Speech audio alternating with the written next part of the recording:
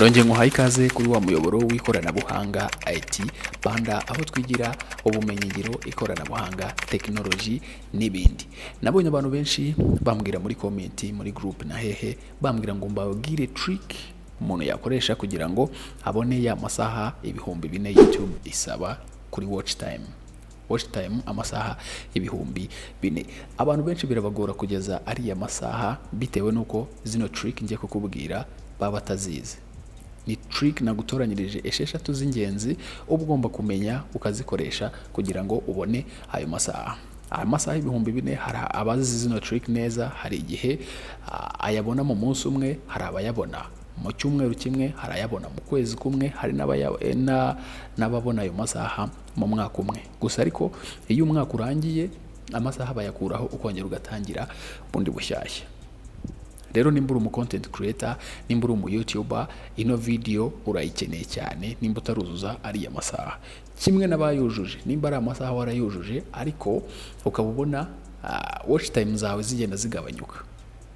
Muri dashboard yawe wareba ukabona watch time karaga fresh karareba hasi zaragabanyutse. Zino trick nazo zagufasha ukongera ukazamura watch time yawe kaka fresh kareba hasi noneho kakareba hejuru, amasaha akazamuka. Ni trick z'ingenzi banagutoranyirije zo nakoresheje n'abandi ba content creator bo mu Rwanda bagenda bakoresha, ababizi neza. Ariko mbere ko dutangira reka mereze ikaze umuntu mushyashya kuri uyu muyoboro wacu twigiraho ikoranabuhanga. Mwumve ko nkwaye ikaze, urakaza neza. Ngiye kukwigisha ninjye IT Panda na YouTube channel ni IT Panda, umuyoboro twigiraho ibintu bya technology. Manuka hasi kuri buto ya subscribe nimba uri kuyibona utarayikanda, uyikandeho. Nuza kugira ikibazo uza kukimbaza muri comment ndakigusubiza, cyangwa se nimbona gikeneye video nacyo nzaze nkukorere video yacyo. Izi trick uko ari esheshatu zose ugomba kuba uzizi, uzi no kuzikoresha kuko zigenda zongikanya. Gusa iy'ingenzi iragufasha cyane ni trick ya nyuma ariyo ya gatandatu. Niyo mpamvu mba ngusaba kugira ngo wicare ufate agakayi n'agakaramu. Ibi mba ndi kukwigisha na amasomo ntago bisaba kukwereka ibintu byinshi cyane. Na amasomo biba bigusaba gutega ugutwi ukumva, warangiza wakumva ukuyemo akantu k'ingenzi ukakanotinga ahantu, kugira ngo YouTube channel yawe izamuke ku masaha watch time. Ikintu cya mbere ugomba kuba ufite inch cyangwa se content ukora. Hari inch, ubwoko bw'ama inch narabo basobanuye. Hari inch nyinshi, n'urugero nk'abakora abafite inch zijyanye n'ibya technology, abafite inch zijyanye n'ibyo guteka, abafite inch zijyanye. Wowe ugomba kumenya inch yawe yari. Abantu benshi rero bajya mu kavuyo kuri YouTube ugasanga uyu munsi yakoze comedy, uyu munsi arimo arakora content ya comedy, ejo ahise switchinga ava muri comedy ahise ajya gukora content y'indirimbo, ahise switchinga ahise ava mu ndirimbo ahise ajya muri content yo kwigisha nk'ibi twigisha. Uba ugomba kumenya inch yawe yari. Nimba ari ukwigisha, ndi kwigisha inch yanjye niyo kwigisha, ariko se ndi kwigisha iki? Ko kwigisha bitandukanye. Ndi kwigisha ibijyanye na YouTube, ndi kwigisha ibijyanye na telefone, ndi kwigisha ibijyanye na computer. Nubigira ibintu by'akavuyo bivangavanze. Aho ngaho iyo inch yawe uyikomeyeho, YouTube ihita imenya icyo ukora kuri YouTube channel yawe, ikazajya igufasha no kugihereza abantu. Urabizi ko kundi ujya kuri YouTube ihita ikwereka ibintu ukunda kureba. Niyo waba utarakoze subscribe, bya bintu ukunda kureba rero nuko ibizi category y'ibyo bintu ikabibizi kari nabyo ukunda kureba. Nawe inch yawe wayimenye ukagumya ushyiraho video zimwe. No rugero nk'ubu nujya kuri YouTube channel yanjye ukareba ibintu postinga byose aba ari bimwe, aba ari byo kwigisha. Nawe uba ugomba kumenya inch yawe, warangiza ugatangira gukora content, kuko ayo masaha ntago wayagira udafite content. Icyo ni icyambere kibanza ugomba kuba ufite. Naga ayo masaha yakituraho kuri YouTube channel yawe gutyo. Hoya, ugomba kuba ufite content kandi ufite na content zihagije, zitari mu kavuyo, zitavangavanze, ku buryo umuntu asura YouTube channel yawe akahita bibona ko uri umuntu uri muri gahunda yo gukorera amafaranga yo kuri YouTube. Ako ni akantu ka mbere ugomba kumenya, kwirinda akavuyo muri inch yawe, ukamenya icyo uri gukora kuri channel yawe. nzabakorera video y'ama inch ari kuri YouTube n'uburyo ki agenda yinjiza, kuko nago inch zose zinjiza kimwe. Hari ziba zifite ukuntu zigiye zikubiye kuri RPM z'uburyo ki amafaranga yinjiramo. Nzabakorera iyo video mbasobanurire ku bijyanye n'ama inch, mugira inama ya inch ya wakora bitewe n'imana ufite, bitewe n'ubushobozi cyangwa ibikoresho ufite. Birashoboka cyane. Icyo ni icyambere. Ikindi cya kabiri no gupininga, icyo bita pin comment. Iyo ni trick ya kabiri. Ubibaye byiza watwandika ahantu utwo trick, kuko ako ndi bubisobanure neza ku buryo uri bubyumve kurushaho. Icyo bita gupininga comment. Gupininga ni iki rero? N'urugero nk'ubu tuze dufungure iyi video yanjye. Hari ukuntu ujya ubona iyi video yanjye, nureba ugakanda hano munsi kuri more, urabona mba narapininzemo ibintu byinshi. Aho ushobora kunsanga ni iki. Noneho uje hano muri comment ya mbere urabona ngiye napininzemo group, kubera ko nyeneye abantu ba joininga group tugakora group yo kwigiramo. Ariko wowe uri ura struggling na watch time y'amasaha, uraza hano muri comment ukahita ujya kuri video ushaka, cyangwa se ufite ndende ukayikopiya link yayo, ukaza ukayipininga, ukayishyira muri comment ya mbere, ukandikaho ati wenda iyi video yigisha ibi nibi, ukahita ipiningamo munsi, warangiza ukahita ukora kuri aka fresh kahangaha ukapininga iyo comment. Bishatse kuvuga iki? Bishatse kuvuga ngo buri muntu wese warebye iyo video namanuka muri comment agiye kuguha comment, ahita abona comment ya mbere wapininzemo kari video iri kwigisha aho wakura ibindi bintu.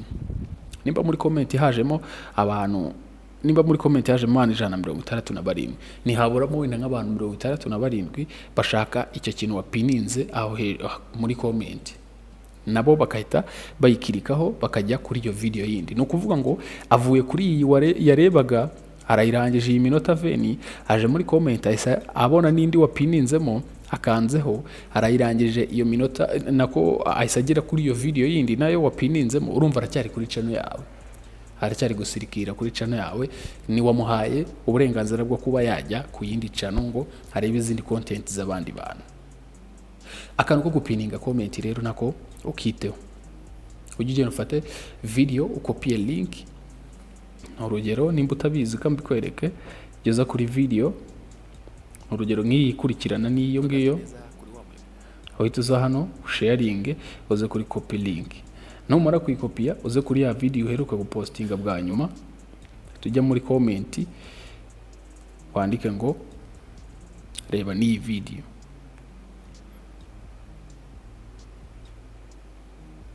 Aka naka example nanze ko kuvuga wenda reba n'iyi video, ariko wenda wahita umubwira ngo ushaka kumenya ibi n'ibi ngibi wabisanga kuri iyi video, kahita uzuga pastingamo ya link, ashyiraho naga fresh kugira ngo haze gusobanukirwa ahari bukande, ugakanda comment. Comment ngiyi yamara kugeraho ukaza kuri utu tudomo dutatu, ukahita ujya kuri pin comment yawe ukayipininga.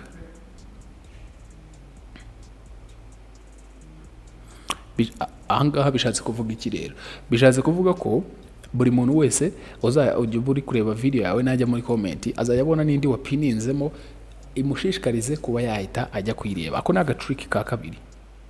Ndagira nkubwira uko bugiye bwungikanya. Nibwo bu trick nakoresheje ari amasaha nayabonye mu cyumweru kimwe. Izi trick nizo ngewe nakoresheje. Trick ya gatatu ni iyi, niyo bita end screen element. End screen element rero ni za video zizaho inyuma video yawe irangiye. Ariko abantu iyi end screen element ntago bayizi neza ukuntu ikora. Aragenda agapfa kuita ashyiraho ibyo abonye. N'urugero kandebe hano ko nashyizo end screen element rero. End screen element abantu barayizi ni za video, kwa kundi video ibirangiye za video zita zizaho inyuma uba warashyizeho. Ariko abantu ntago bazi uburyo ki end screen yo gushaka watch time ikorwa. Ntago bazi ko kwa kundi uhita ushyiraho video imwe, ebyiri, eshatu, enye, no. Iyo ushaka gukora, iyo urimo urakora end screen element ya watch time, ushyiraho video imwe ku ruhande, hirya ukahita ushyiraho playlist kugira ngo naba yakunze ibintu byawe arebe indi video cyangwa ajye muri playlist arebe izindi video zose. Kanguha urugero, nk'aha ngaha urabona ino end screen element nashyizeho ukuntu imeze. Ni ukuvuga ngo mba naramushyiriyeho indi video ikurikiyeho yareba, ariko hano nkahita mushyiriraho hano hirya nkahita mushyiraho na playlist none irimo video 91 zose zagomba kuhita kurikiza akareba. Nimba ari umuntu wakunze content yawe, urumva ntabwo umuntu yareba video yawe ngo ayirangize atakunze content yawe. Nimba ari umuntu wakunze content yawe rero, icyo azakora ni iki? Arajya ashobora kureba video ikurikiyeho cyakahita areba iki, akahita yirebera ino playlist. Urumva ko uracyamufite kuri YouTube channel yawe, na yindi YouTube wamuhaye uburenganzira bwo kuba yajya, kuko wagumye kumukundisha content yawe. Rero ukuntu abantu bashyiraho end screen element ku muntu ushaka watch time, nta gushyiraho video imwe ngo uyishyiraha indi uyishyiraha, no, video imwe uyishyiraha hano ukahashyira playlist. Waba ukeneye na subscribe hejuru ugashyiraho channel yawe. Iyi end screen element aba ari iyi ngiyi uzajya ukoresha. Iyi trick y'uko nguko bimeze hano ariyo uzajya ukoresha.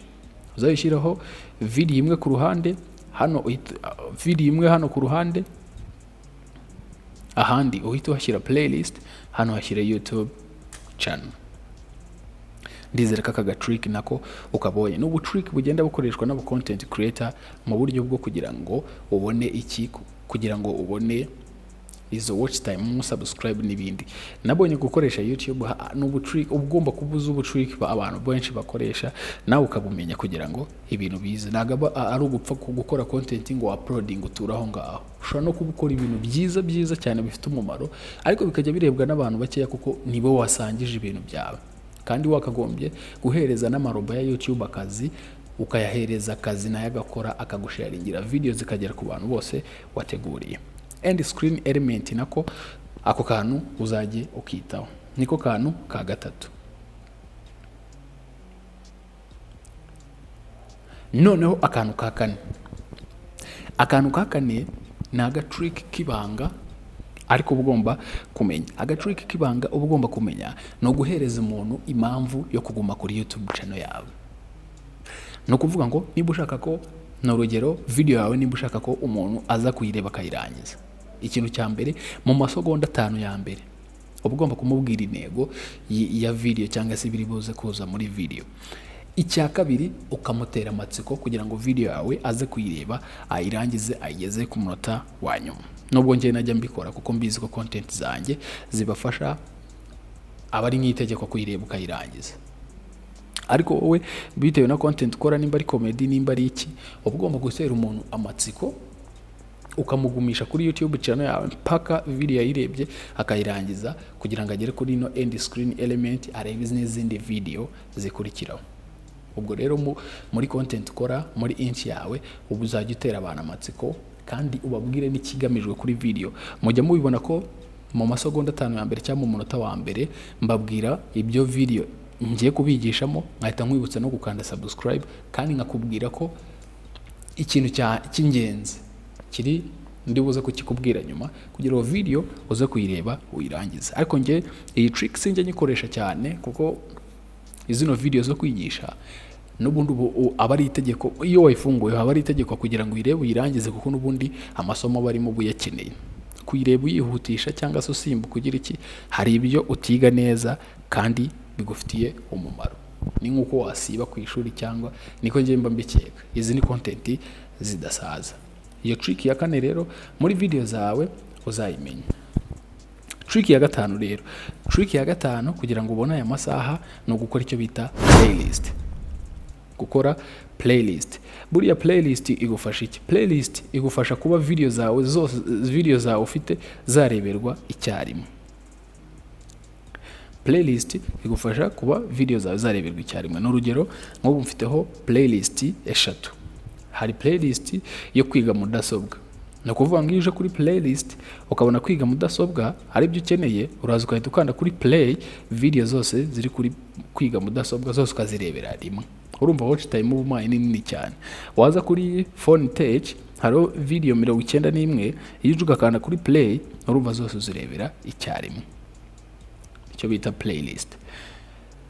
no, iyo ushaka gukora playlist rero ubigenza ute? Uraza ukajya hano kuri kano kantu ka plus ahangaha,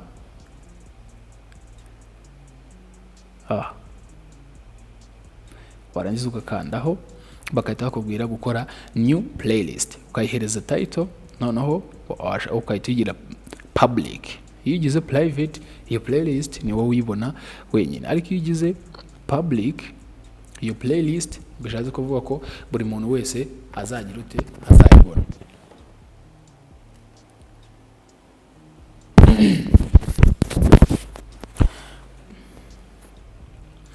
Wamara gucreatinga playlist ukagenda ushyiramo ya video yawe. Iyo umuntu agusuye channel yawe yayikunze rero akaza akagusura agaplayinga playlist imwe, urumva video zose washyizemo azirebera rimwe, abaguhaye watch time nini cyane. Iyo ni trick ya gatanu, gukora playlist. Akantu ka playlist ugenda ukibandeho, ukigeho, urebe content yawe, content zawe ukora, urebe uburyo ki wazishyira muri playlist. Noneho akantu ka gatandatu ari nako kanyuma, ari nako k'ingenzi ugomba gushyira mu mutwe wawe, ugomba niko rufunguzo rw'ibi byose turebye hano hejuru. Ako kantu rero aba content creator nago bajya bakitaho. Ako kantu aba content creator benshi reka ndeke kuvuga mu Rwanda, benshi nago bajya bakitaho. Ako kantu ni igihe cyo gupostingira video zawe kuri YouTube. No kuvuga ngo algorithm ya YouTube imaze kugufata, ni hahandi ubona bagupushingira video zawe bakazigeza no ku bantu batagukoreye subscribe. Fa kuba warabamenyesheje ibyo YouTube channel yawe ikora, ibi video zawe zerekeye kuki, ziri kuvuga kuki, zijyanye n'iki, YouTube imaze kubimenya. Amarobo yayo amaze kubimenya, amarobo yayo amaze kubimenya neza. Ikiba gikurikiyeho ni iki? Ni ukujya bafata content yawe bakayipushinga kuri ba bantu bakunda ibyo bintu kubireba. Kuri YouTube urabizi, iyo ureba ibintu cyane nibyo YouTube igomba gusunikira kugira ugomye ureba ibisa nkabyo. Ni ukuvuga ngo rero video zawe iyo wamenyereshe igihe kimwe cyo gupostinga, YouTube ikaba ifite igihe cyawe cyo postingiraho video. Icyo gihe nayo ubu yihaye akazi ku marobo yayo kugira ngo igiti pushinga video yawe, iyipushinge ku bantu benshi basanzwe bareba nk'ibyo urimo gukora, kabone niyo baba bataraguhaye subscribe. Nicyo bita YouTube algorithm. Ikintu ugomba kwitaho rero guhera uyu munsi, genda wicare wite ku gihe uzajya postingira kuri YouTube, amasaha uzajya postingiraho, nimba ari mu gitondo, nimba ari nimugoroba, nimba ari saa sita, amasaha wihereza amasaha yawe uzajya postingiraho. Ndabizi YouTube algorithm nimara kugufata uzagaruka hano muri comment nshimira umbwira ati uri umuntu w'umugabo. YouTube algorithm nicyo kintu cyambere. Iyo imaze kugufata, YouTube imaze kugufata, yamenyereye content yawe, iki irayipushinga nawe ukagira ibintu biri kukubaho ukumirwa, ukajya ubona comment zabaye nyinshi, ukajya ubona views zabaye nyinshi, utazi n'ahantu biri guturuka, bikaba byinshi bikaruta n'abasubscribe ufite. Rero izi trick nugenda ukazikoresha ufite content nziza, ukabikora gutya mbikubwiye, izi nizo trick nakoresheje, nizo trick abantu benshi bakoresha. Nugenda ukabikora gutya uzagaruka unshimira umbwira ngo amasaha narayabonye. Ndizera ko ino video igufashije rero, ugende usharinge no ku nshuti zawe z'aba creator nazo zibashe kumenya bino bintu. Kuba shaka kujya muri group, link iraho ngaho muri comment, uhitukoraho uze muri group twiyigire ibijyanye na YouTube. Aba creators batoya namwe muzamure YouTube channel zanyu, mutangire mukorere aya mafaranga yo kuri YouTube. Impamvu nagushishikariza kuyikoresha cyangwa kuyikorera nuko ari akazi ukora ufite n'akandi kazi wikorera. YouTube ihemba neza cyane, njyewe ndabizi n'abandi bari aha ngaha muri comment bakubwira YouTube nirwo rubuga ruhemba neza, nubwo hari n'izindi dukoresha zihemba neza kuyirusha, ariko nayo iri mu mbuga zihemba neza. Ndizera ko ino video igufashije, kana subscribe nimba utarayikanda, umbwire ikindi kintu nakwigisha muri comment, tukirebe muri video zikurikiraho. Amahoro y'Imana akomeze kubana namwe, nizere ko ibintu amasomo murimo muragenda muyafata neza. Thank you so much.